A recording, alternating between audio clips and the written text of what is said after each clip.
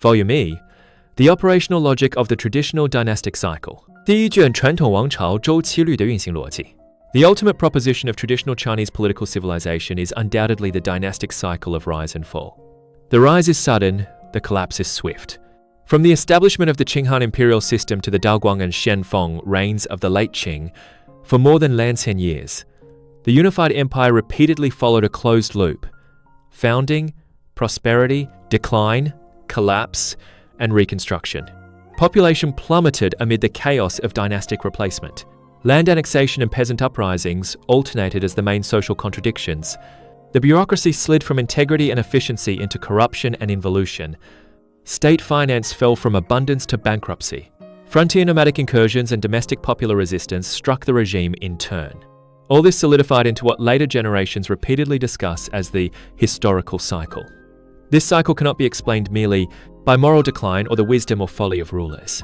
It is a structural fate shaped by the rules of violent distribution, the foundation of the small peasant economy, the structure of autocratic politics, and the closed Sino-barbarian order. To clarify how Western intervention fundamentally broke this fate from the late Qing onward, we must first restore the complete chain, underlying mechanisms, and absolute boundaries of internal change within the cycle. THIS volume takes the core theories of W.U. Tsai's Blood Reward and Hidden Rules as its analytical framework, uses Philip Kuhn's Soul Stealers. The Chinese sorcery scare of 1768 as a key anchor for bureaucratic governance failure, integrates research by Zhang Ming, John King Fairbank, Frederick Wakeman, and other Western sinologists, supplemented by first-hand reports from the New York Times correspondents in late Qing China. IT systematically dissects the internal logic of the traditional cycle, laying a solid theoretical and historical foundation for the subsequent discussion of the transformative role of Western intervention. I, the meta-rule of the cycle, the underlying game of violence, blood reward, and legal reward. 一、周期率的原规则，暴力、血酬与法酬的底层博弈。Resource distribution and order construction in traditional Chinese society were always dominated by violence as the ultimate governing force. This is Wu Si's subversive core argument in Blood Reward and the logical starting point of the historical cycle. Wu Si clearly defines blood reward is the return on violence, the subsistence resources and ruling benefits obtained by violent groups through plunder, conquest, suppression, and protection. Its essence is a bottom-level transaction, exchanging life for gain, exchanging violence for survival. From the struggles at the end of the Qin to the Red Turban Rebellion at the end of the Yuan, from Li Zicheng's entry into Beijing at the end of the Ming to the Manchu conquest at the beginning of the Qing, every dynastic change in imperial China was ultimately decided by the victory or defeat of violent groups. The victor transformed temporary plunder into permanent state sovereignty, and blood reward evolved into legal reward. Institutionalized ruling income established through laws, rituals, and taxation, including land taxes, corvée, state monopolies of salt, iron, and tea. WUSI states directly, legal reward is the legitimized form of blood reward. The essence of imperial power is the long-term monopolistic possession of land, population, and resources by the violent group.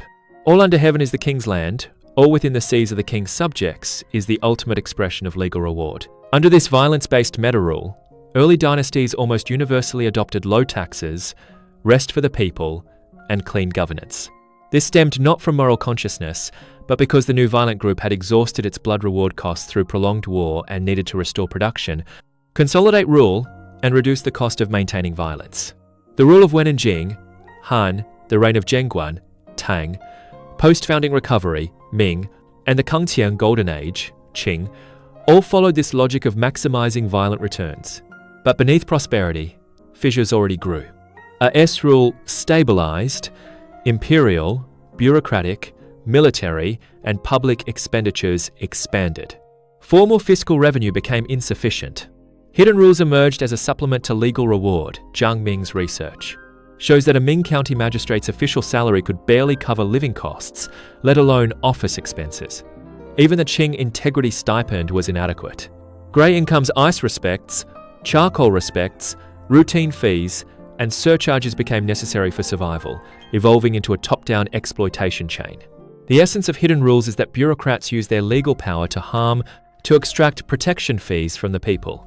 People pay to avoid false charges, excessive taxes, and forced exactions. The greater the threat of legal harm, the higher the price of hidden rules, and the heavier the people's survival burden. Philip Kuhn's Soul Stealers provides definitive evidence of bureaucratic involution. During the Yizi-Lobar soul-stealing panic, the Qianlong Emperor viewed the case as a political crisis and ordered a crackdown to discipline officials. Yi'iti local bureaucrats perfunctorily concealed, delayed, and lightened sentences to protect their positions and factions. Ku Hien concludes, the real threat in the soul-stealing case was not sorcery, but the structural failure of the traditional autocratic bureaucracy and the total erosion of formal institutions by hidden rules. The New York Times March 10, 1895 observed, China's officialdom is a machine of plunder.